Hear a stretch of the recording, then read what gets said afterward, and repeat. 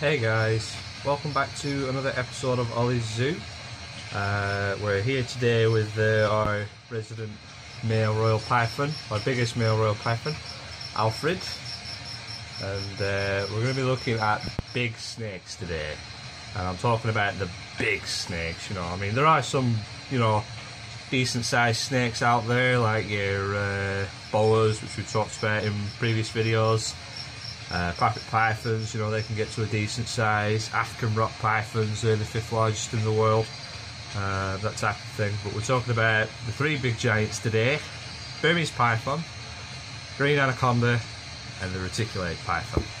Now Alfred here falls a little short compared to those 3, but I always have the nickname for him. He is my miniature Burmese python, but he's about 17 feet off actually being the size of a Burmese python.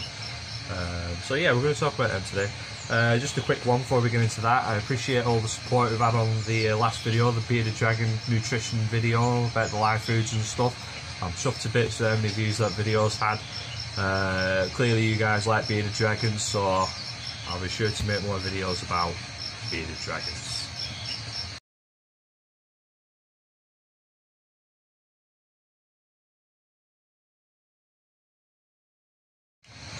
So the first giant that we're going to talk about today is the Burmese python, and you'd never guess it from their name.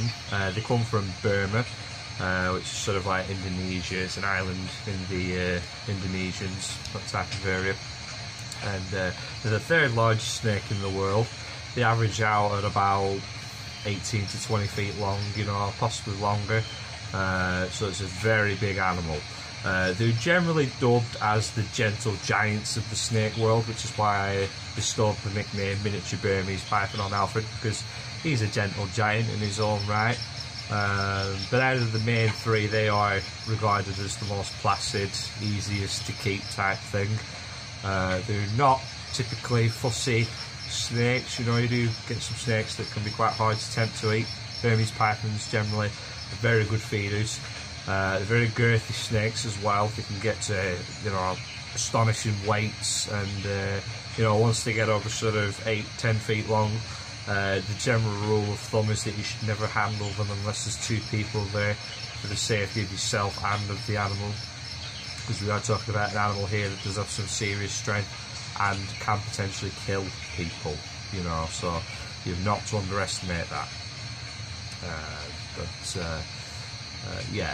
Usually with aggressive behaviours and things like that with big snakes, you find that if they've been neglected or if they're underfed, they're not kept right, they have reason to be aggressive, and snakes are opportunists. I've mentioned that before in past videos, and if there is an opportunity to take something, they will go for it. It doesn't matter so much about the size, they will have a go at it, and with a giant snake like a retic, something that's 20 foot long, versus measly old little me, I won't stand a chance. It'd wrap, and the more I struggled, the tighter it would squeeze until it eventually asphyxiated me, and then I'd be out the game.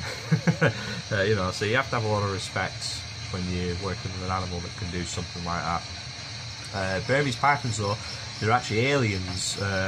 There was a tropical storm in Florida, back in 2007. And it destroyed a reptile facility. A few Burmese pythons got out, went into the Everglades, and they have decimated the Everglades, and they're quite quickly spreading out through lower North America in the more tropical regions as an invasive species. They're taking out the apex predator of that region, the American alligator, with ease. There is a very famous image on the internet of Burmese python it's actually split open because it ate an alligator that was about 4 meters long, or 16 foot. So not to be underestimated in the Burmese pythons, but still an amazing animal.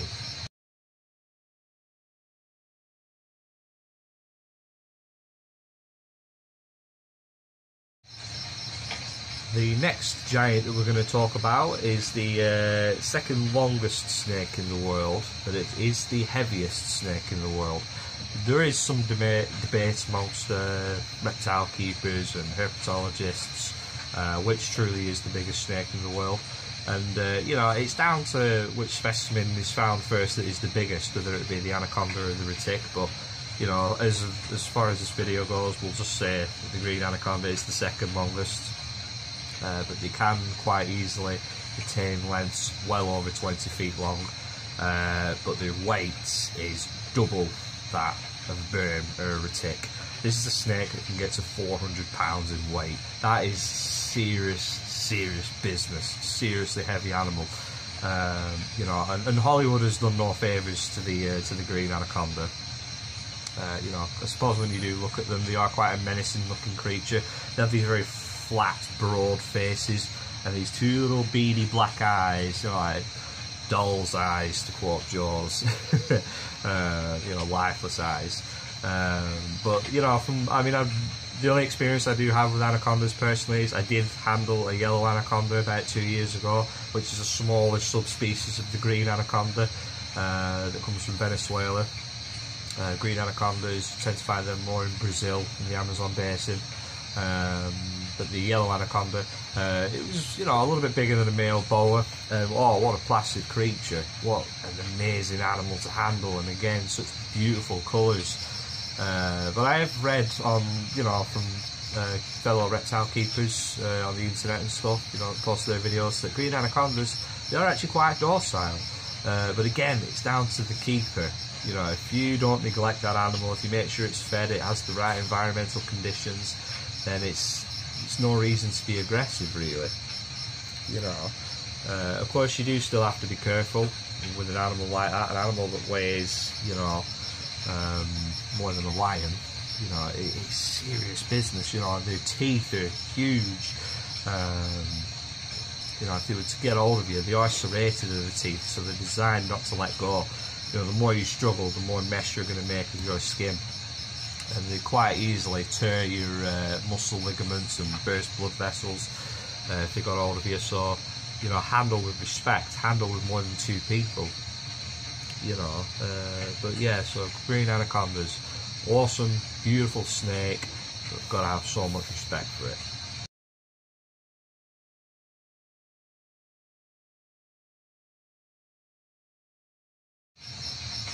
And that leads us to our last giant today, that being the reticulated python. And reticulated pythons are the longest snake in the world on record. I think the largest one ever found was 32 feet long, which is incredible when you contemplate how long that is. You know, that's as long as a double-decker bus. It's a huge animal. And the frightening thing to me is that reticulated pythons are very easily obtained as pets. You know, you have your mainland reticulated python, which are the big ones that can get well over 20 feet. You know, they're a relatively cheap snake to obtain to your collection. And then you have your dwarf retics and super dwarf retics that are, you know, they don't get as long, but they are, you know, more expensive. You know, and probably ultimately a more manageable snake. You know, so it's a bit of a grey area, really, debating, you know, should retics be kept as pets, that type of thing. I said it in my last snake video, if you have the time and the patience and the money and the facilities and the balls of steel to keep retics, then go for it. Good on you. You know, I'm not going to stop you, I'm not going to step on your toes that way. I do have experience with retics.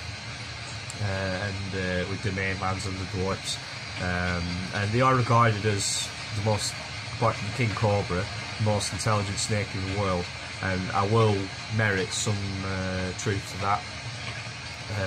They are quite observant creatures, I have to say, when you work with them. They do sort of watch your movements worryingly enough, and they do have a capacity of anticipation as well. I remember working with a certain reticulated python that was about 15 foot long, and you know, when you'd be going in to do the routine spray of the tank in the mornings, they'd be there waiting for you. You know, you could see it. There was like a door behind the wall of the enclosure, if you will, and then of course there was the main viewing area for people to look at this creature, and it'd be sat there, it'd be waiting, you know what I mean? And incredibly scary animal. you know, if you know, you're easily intimidated that way, which I was at the time, because I hadn't had much experience with species of snakes then. But yeah, reticulated pythons, like I say, you know, they can get well over 20 foot long. So for an animal like that, you're going to need a serious amount of room to maintain it. They come from sort of Sumatra, Indonesia, Borneo, that type of area. You know, so they do need a high humidity enclosure.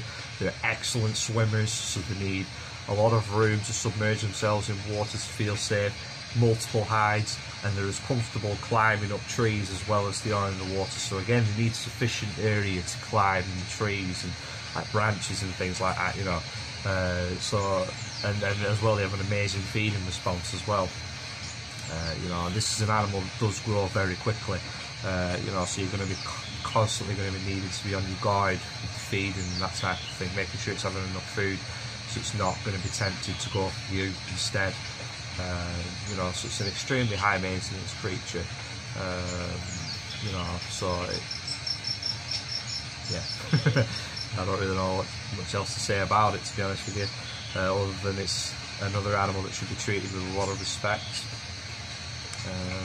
You know, it needs time and care and patience, and you know, not everybody is like that. You know, not to sound too derogatory. Not everybody can cope with that type of animal. Not saying that I'm the expert or anything, but you know, people should just be more careful with reticulated pythons. You know, and then we can keep them in the hobby. You know, because there's been all these legislative acts that have been passed recently, you know, threatening to take the ticks out of the game, you know, to stop people from keeping them as pets. You know, and it would be a shame if that happened, because they are beautiful animals and some people definitely can keep them. You know, but if it's something that you're ever considering keeping, just make sure you're doing so much research to make sure that you can cope with this type of animal. So anyway, I've gone on a bit of a tangent there about retics.